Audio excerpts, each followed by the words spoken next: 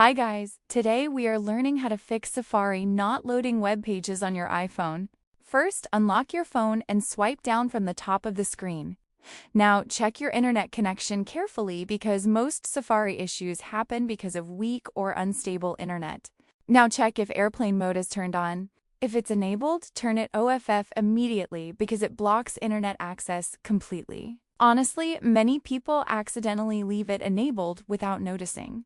So once it's off, test Safari again. Now check if your VPN is active. If the VPN is on, disable it because some VPN servers can block or slow down websites. After turning it off, reopen Safari and check the pages again.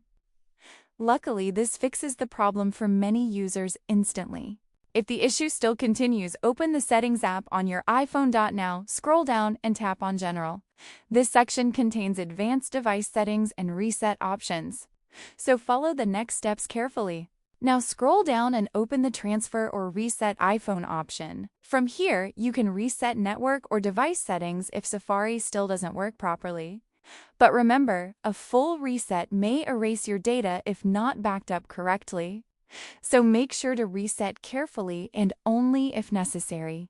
Now choose the appropriate reset option and confirm it carefully. After resetting, your phone system will refresh completely. This usually fixes deep software glitches affecting Safari.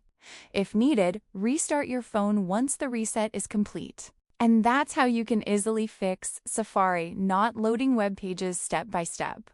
Most of the time, checking internet and resetting settings solves the issue completely. If this tutorial helped you, make sure to subscribe and leave a comment for more easy guides like this.